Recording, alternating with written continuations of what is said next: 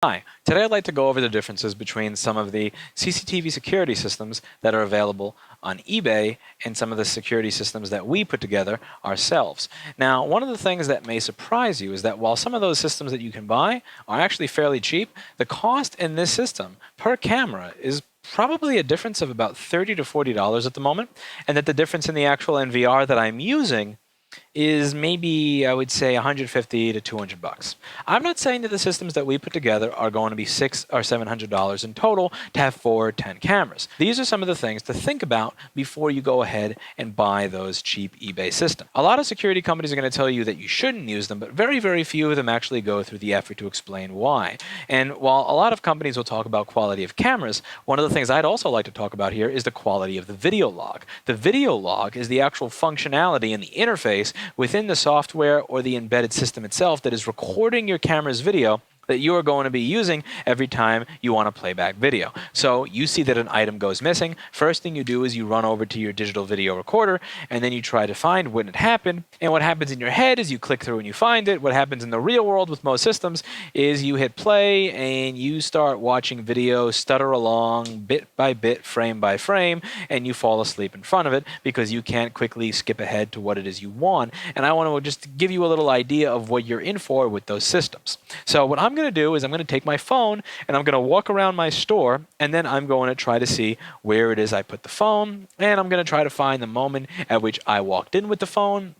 And I'm also going to try and show you how it is I search for the video on both different camera systems. Now, what I did here is I actually hung up a system that I got off of eBay. So I actually bought a system off of eBay for this video, and I hung the cameras up. What I did is I searched for CCTV DVR security, and I clicked the first result that had about 4 cameras, and I bought it. So this is the first result on eBay. It had the best feedback, because I know a lot of people are going to go for the first result, and they're also going to go for the first result that has a lot of good feedback. So these cameras came from a seller that's selling a lot of these. I saw it was a previous sold by this seller of this one listing was over 1,018 sold. So what I did is I hung them up. I hung them up a little crudely because admittedly I am going to be taking these down the second I'm done with this video. So I saw no reason to put wiring inside the wall. So the wiring, you're going to see some of the wiring on the floor for the new system, and I'm going to get started right now. So I'm going to take this phone, I'm going to walk back and forth with it, and then I'm going to put it down.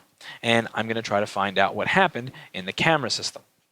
Okay, so first things first, I'm going to be sitting here with my eBay junk system, and in order for you to actually get an idea of how the system works, what I'm going to do is I'm going to shrink my window so that you can see the system, and I can talk and narrate and all that at the same time. So I hung up about 3 cameras from the system, and I'm going to try to find what I did with my phone. So we're going to go over to playback over here. This is actually an interesting one of the cheaper digital video recorders. It actually has this thing called sync mode where you can actually watch more than 1 camera at the same time. Keep in mind that a lot of these embedded systems that are fairly affordable on eBay, they don't let you watch more than 1 camera at once. So this here is a gift. So we're going to click all. I'm going to try to figure out on this system how I view cameras. So I'm going to click here. Here we go. Now, that all happened around, I would say, 10:55. So, all right, I'm not in sync mode. I thought I was in sync mode. Okay, I click sync. I hit stop. I hit sync mode, so that I'm viewing all of them at the same time. And this is the kind of thing that's just kind of common sense, but it's not common sense on a cheap NVR. So here we go. So, okay, so this goes between 10 and 11 o'clock, right? So this is me sitting here talking to you just now. And this over here is 10 o'clock. So this thing records in about 1 hour increments. So what I have to do if I want to find something that happened at 10:55 is I actually have to hit play, then I have to hit fast playback, and I have to sit here waiting to get to about 10:55.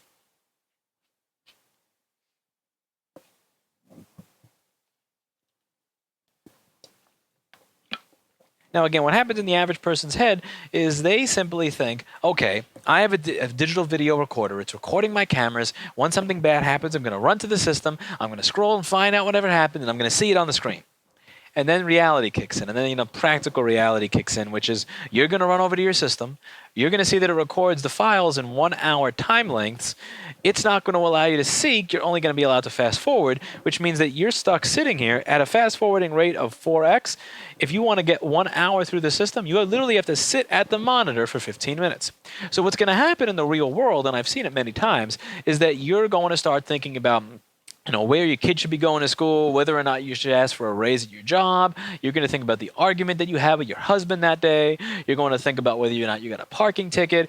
You're just going to get bored of sitting here watching video scroll past the screen. And then when the actual moment occurs that something happened, you're going to miss it because, you were sitting here thinking about something else. That's the reality of what actually happens with these systems. So again, I'm only up to 10:11 right now. I want to get to around 10:55, which means that I'm going to be sitting here for a while longer. And also, I'm actually getting bored of sitting here watching the video, which is why I'm rambling on into the camera right now. So for all I know, I may miss something interesting that goes on. Another thing that I want you to note with this system is the quality of the cameras. So both the regular cameras in my store and the system I got off of eBay, they're actually, believe it or not, they're the lower end, the cheaper type of cameras. I did not spring for very, very high-end cameras for my own store, which might be surprising since this is a, camera installation company. But it is something I want to point out here. Both of these cameras are actually within similar prices of one another. So the eBay system, where I actually bought a bunch of analog cameras from another seller, and the system I put together with hand-picked IP cameras, where I chose the camera, I set up the settings, I did the research to find a camera that would be very good for this specific application. You're going to see that the price difference between them was, I'm not kidding here, about $30 to $40 a camera. And I want you to see the difference in quality here. Again, see this person on the screen over there, like, does that guy down there, does he look like me? Does he look like somebody that you would identify? Would somebody that's not me potentially go to prison because he looks like that blurry looking silhouette thingy in the bottom left corner of the screen?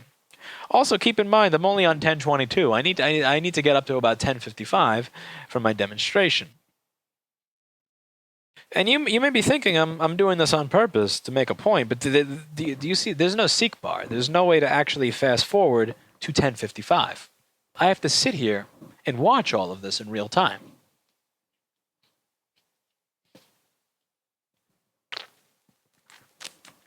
It's a good thing I brought a bottle of water.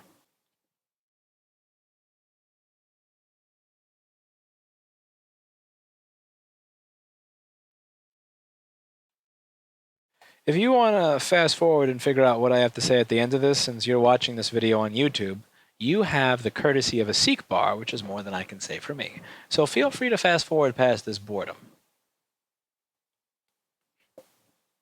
We're up to 1034. We need to be at 1055. Getting somewhere.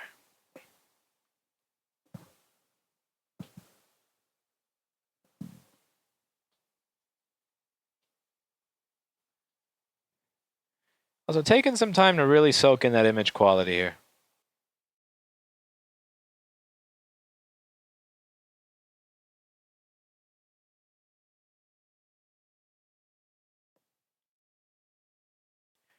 $10.42, we're getting somewhere.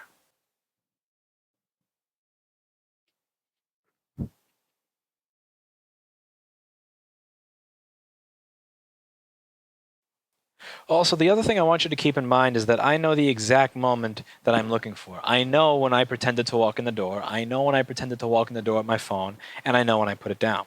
I know exactly what happened, when it happened, how it happened, and where it happened. And this is still all the time that it's taking me. Imagine when you're dealing with you not knowing who stole something. Imagine when you're not dealing with not knowing when the item went missing, at what time it went missing, who made it go missing, and you have to figure this out. How difficult that's going to be with a system like this. Okay, we're just about to 1055.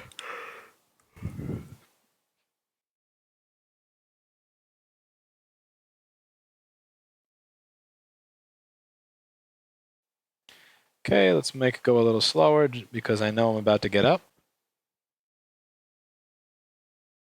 Okay, so I'm about to go to the front of the store. Let's get an idea what I look like, shall we?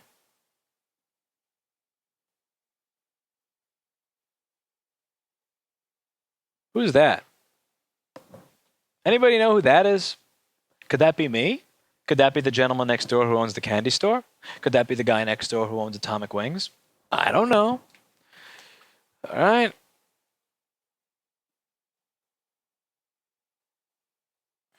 Look, I'm looking straight at the camera right here.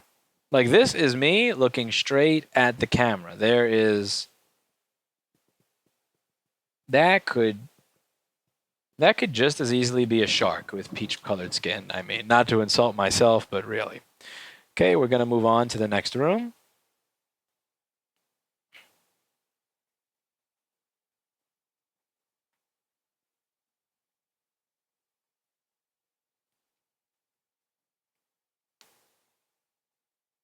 Okay, this camera is even better.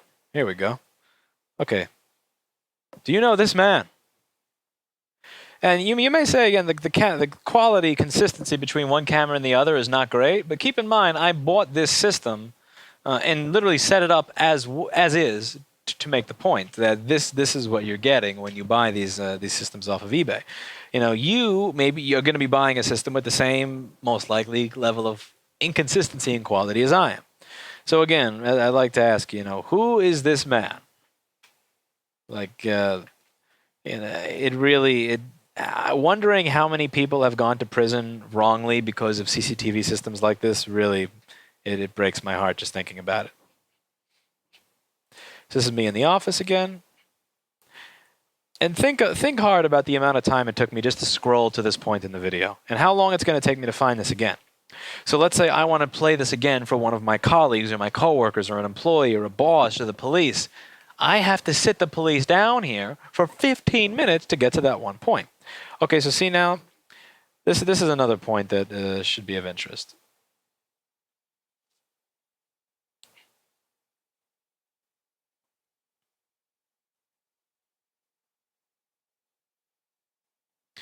So it looked like I was texting on my phone. Now, when I was done texting, did I put the phone down on the desk, or was I done with it? So right at this point over here, when I walk back in the room, let's see, I look at my phone, I'm walking by the desk. What did I do with it? Is the phone there, or is it in my pocket? Let's say you actually want to locate it. Yeah. I repeat, is the phone here? Let's zoom in so that we can see it, because again, this camera system has zooming functionality. So let's see what we have over here. What did I do with the phone? Is the phone over there? Do you see a phone? Now let's try to do that on the other system. This is called a GeoVision system. Now, one of the things I want you to keep in mind with this computer here, a lot of people will say that if you want to have a computer to be your network video recorder, it's going to be expensive. So the hardware that I'm actually using for this is approximately 9 years old. One of the things that you should keep in mind with IP-based cameras is that the actual video encoding, which is the CPU processing intensive part, that happens inside the camera. So your computer does not need to be top of the line. So this happened around 11 o'clock, I would say like 10:59 or so. So what I'm going to do here is I'm going to scroll through the log and find 10:59. Now, as you can see, one of the benefits of this software versus the other software, on the side over here, there is no play, fast forward, and because you can't seek. What you can do here is you could simply click through to the exact time that you want, and then once you've clicked at the time that you wanted, you can actually scroll through it. And one of the other very handsome features of the software is that it actually gives you a frame count of how many frames were recorded at each individual time. So I have these cameras set up on something called motion detect. The system is only going to record when it senses motion in a specific spot. So what you can do here is you can simply scroll through and figure out when there was motion, and then figure out when it is you should be looking. So let's say you had a break-in and you don't know if that break-in happened 1 in the morning, 2 in the morning, 4 in the morning, 6 in the morning. You could simply scroll through and see the frame count. So if you see a very high frame count for a certain amount of time, you know that that was when recording took place, and you know that that's when you should be looking. This is one great way to save your time. Do you want to scroll through, or do you even want to watch through 4 hours of video, or do you just want to be able to analyze and get an idea of where to click instantly? This is what's going to save you a lot of your time. So my event occurred around 10:55 to 11 o'clock. So what I'm doing here, as you can see, I'm just scrolling through until I see myself.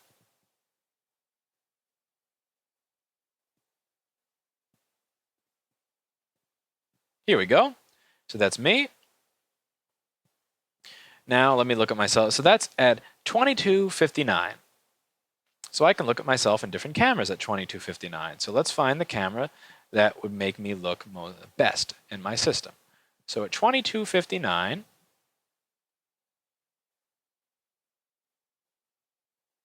I can simply hit play and I'll watch myself go by.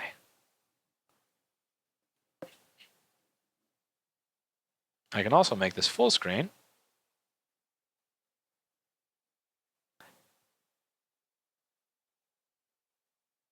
I'll switch back so I can pause it as soon as I want. So let's see what I look like on the screen here.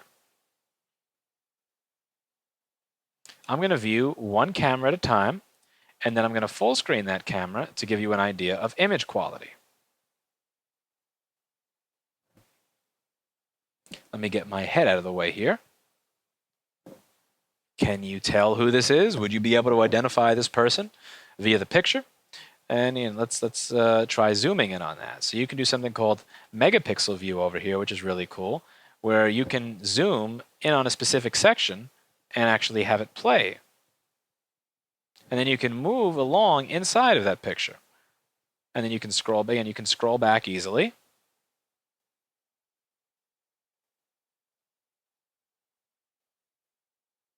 You can up the speed using these little buttons, and you can go much higher than the 4x on the other system if you want.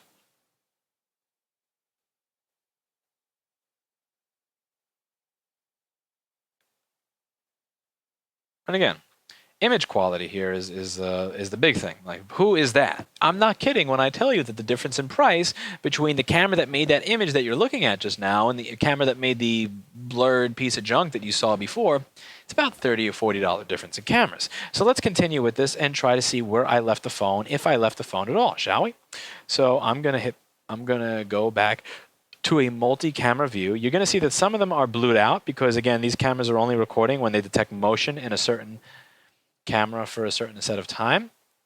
Okay, so that's me showing the phone as I'm walking back. I'm back in the office. I'm showing the phone. I'm also going at 2x here instead of 1x. Let's just fast forward to the point where I am texting on the phone. Let's see, do I put the phone down or do I continue texting on it? So let's look at that, and let's look at that only. So let's rewind a little bit. Single view of that camera and play it. Now, one of the things I'm going to do here is I'm actually going to zoom in on the desk. So I'm going to use that picture-in-picture mode that I just showed you about. Again, it's not just zooming. I can see the entire camera at the same time that I look at a zoomed section of it. So I can see the whole thing over here. I can see the whole thing in this little section in the bottom right. But then I can see just that part of the desk over here. So that's the junky video recorder over there. That's on the table.